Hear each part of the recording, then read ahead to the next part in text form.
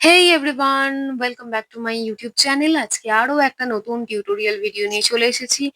আজকে ভাবলাম যে এত গরমে তোমাদের সাথে একটা নো মেকআপ লুকের ভিডিও শেয়ার করি। সেই কারণেই আজকে ভিডিও করতে বসা। আজকের এই ভিডিওটাতে আমি এরকম কোনো ফাউন্ডেশন, কোনো কনসিলার, কোনো কম্প্যাক্ট, কোনো লুজ পাউডার ব্যবহার করিনি। প্রথমে আমি স্কিনটাকে প্রিপারেশন করে নেওয়ার জন্য কয়েকটা আইস কিউব ফেসেতে অ্যাপ্লাই করেছিলাম। তারপর একটা টোনার ব্যবহার করেছি।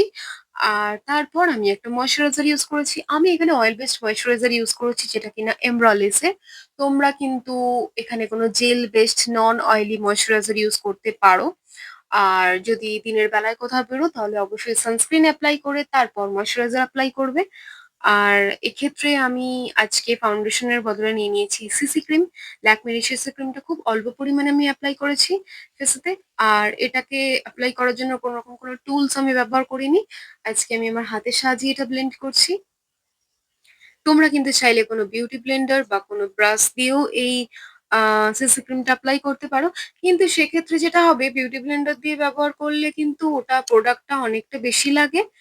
আর ব্রাশ দিয়ে কিন্তু খুব ভালোভাবেই অ্যাপ্লাই করা যায়। তোমরা চাইলে কিন্তু ব্রাশ ইউজ করতে পারো। আর এটা কিন্তু আমি খুব অল্প পরিমাণে যেহেতু নিয়েছি আর এটা যেহেতু ক্রিমের মতন টেক্সচারটা, সেক্ষেত্রে কিন্তু এটা খুব তাড়াতাড়ি স্কিনেতে ব্লেন্ড হয়ে যাচ্ছে একদম। আর এটা কিন্তু খুব ভালো একটা টিন্টের ফাউন্ডেশনের যে টিন্ট গুলো আজকাল আমরা ব্যবহার করি সেরকমই কিন্তু ফিনিশ দেয়। তাই কোনো রকম কোনো দেখে মনে হবে না যে হেভি কোনো মেকআপ করে ফেলেছো বা কিছু। আর এক্ষেত্রে আমি আজকে ইউজ করছি একটা লিপ লাইনার ফার্স্টে, কারণ লিপ লাইনার দিয়ে আমি লিপটাকে ড্র করে নিচ্ছি, তারপর আমি লিপস্টিক ব্যবহার করব। তোমরা চাইলে কিন্তু টিন্ট অ্যাপ্লাই করতে পারো। লিপ অ্যান্ড চিক টিন্ট যেগুলো হয় ওগুলো যদি তোমরা ব্যবহার করো তাহলে একদম লিপস্টিক, ব্লাশ, আইশ্যাডো সবকটাই একসাথে হয়ে যায়, কিন্তু আমার আর অত কিছুর প্রয়োজন নেই।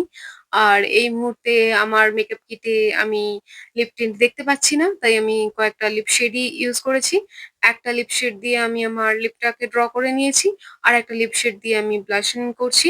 তোমাদের অত কিছু না হলেও চলবে, তোমরা চাইলে কিন্তু লিপ টিন্ট দিয়েই সবটা করে নিতে পারো। আর ওটা খুব সুন্দর লাগেও। আর এরপর আমি যেটা করব সেটা হচ্ছে এই যেখানটা আমার বেশি মনে হচ্ছে যে আমি একটু বেশি লিপস্টিক অ্যাপ্লাই করে ফেলেছি আমার চিকেতে, সেই জায়গাটা আমি আর একটু ওই সিসি ক্রিম নিয়ে হাতেতে অ্যাপ্লাই করে নিয়ে হাত হালকা করে ফিঙ্গার টিপ দিয়ে ওই জায়গাটা আমি হাইড করে নেবো।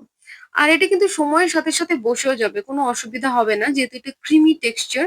সেহেতু এটা বেশি মনেও হবে না যে তুমি অ্যাপ্লাই করেছো। কিছুক্ষণ পর এটা কিন্তু ব্লেন্ড হয়ে যাবে অটোমেটিক।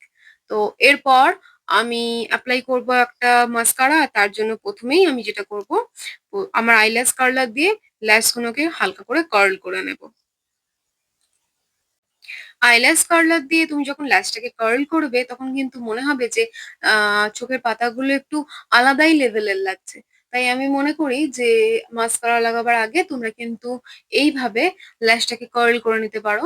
সেক্ষেত্রে তোমাদের চোখগুলো আরো বেশি প্রমিনেন্ট লাগবে। ও, আরেকটা কথা, আমি কিন্তু আজকে কোনো আইব্রো ড্র করিনি, চাইলে কিন্তু তোমরা করে নিতে পারো।